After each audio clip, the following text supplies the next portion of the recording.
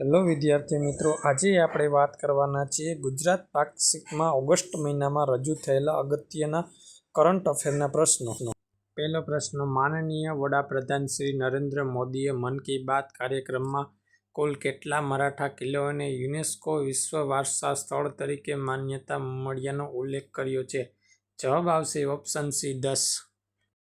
એના પછીનો પ્રશ્ન, નીચેનામાંથી કયા સ્થળે થયેલ ગ્રાસલેન્ડ બર્ડ સેન્સસમાં 40થી વધુ પ્રજાતિઓની ઓળખ થઈ છે? જવાબ આવશે Kaziranga national park, option B. Kaziranga national park. એના પછીનો પ્રશ્ન, ઇન્સ્પાયર માનક અભિયાનમાં દરેક શાળામાંથી કેટલા બાળકો નવીન આઈડિયાઝ રજૂ કરશે? જવાબ આવશે ઓપ્શન ડી 5. એના પછીનો પ્રશ્ન, ભારત સરકાર દ્વારા શરૂ કરવામાં આવેલ સ્માર્ટ સિટી મિશનમાં નીચેનામાંથી ગુજરાતના કયા શહેરોનો સમાવેશ આવશે? જવાબ આવશે ઓપ્શન ડી આપેલ તમામ: સુરત, ગાંધીનગર, દાહોદ ને રાજકોટ. ગુજરાતમાં 36,120 કરોડના ખર્ચે બનનાર નમો શક્તિ એક્સપ્રેસ વે ડીસા શહેરને કયા બંદર સાથે જોડશે?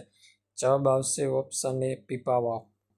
એના પછીનો છઠ્ઠો પ્રશ્ન, મુખ્યમંત્રી શ્રી ભૂપેન્દ્રભાઈ પટેલના નેતૃત્વમાં 9 નગરપાલિકાઓને મહાનગરપાલિકાનો દરજ્જો આપવામાં આવ્યો છે. નીચેનામાંથી કોનો સમાવેશ આ નવી મહાનગરપાલિકાઓમાં થાય છે?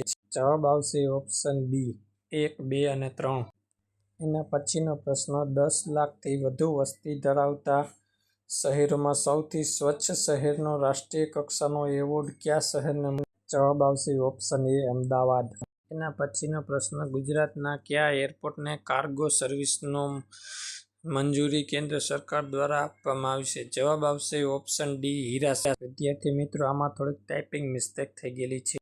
એના પછીનો પ્રશ્ન, સ્વચ્છ સર્વેક્ષણ 2024 અંતર્ગત સુપર સ્વચ્છ લીગમાં 10 લાખથી વધુ વસ્તી ધરાવતા શહેરોમાં સોલિડ વેસ્ટ મેનેજમેન્ટ ક્ષેત્રે સર્વોચ્ચ સ્થાન નીચેનામાંથી કઈ મહાનગરપાલિકાને મળ્યું છે? જવાબ આવશે ઓપ્શન સી સુરત.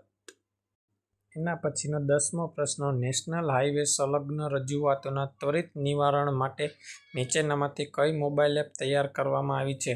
જવાબ આવશે ઓપ્શન ડી રાજમાર્ગ યાત્રા. એના પછીનો 11મો પ્રશ્ન, મુખ્યમંત્રીશ્રીના દિશા દર્શનમાં તૈયાર થયેલ એટી એક્શન પ્લાન 2025થી 2030ના અને મુખ્ય સ્તંભોમાં નીચેનામાંથી કોનો સમાવેશ થાય છે?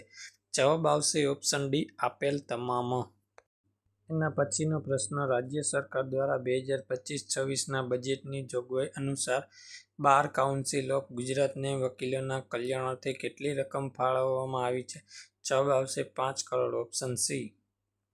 એના પછીનો 13મો પ્રશ્ન, મુખ્યમંત્રી શ્રી ભૂપેન્દ્રભાઈ પટેલે નીચેનામાંથી કયા જિલ્લામાં એનસીસીના લીડરશિપ એકેડેમીનું ભવનનું લોકાર્પણ કર્યું?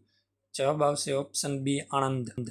એના પછીનો પ્રશ્ન, ગૃહ રાજ્ય મંત્રી શ્રી હર્ષભાઈ સંઘવીની આગેવાનીમાં કયા જિલ્લામાં ચડોતર કુરિવાજની પરંપરામાંથી મુક્ત કરાવી 300 આદિવાસી સમાજનું લોકોનું પુનર્વસન કરાવ્યું? જવાબ આવશે ઓપ્શન બી બનાસકાંઠા.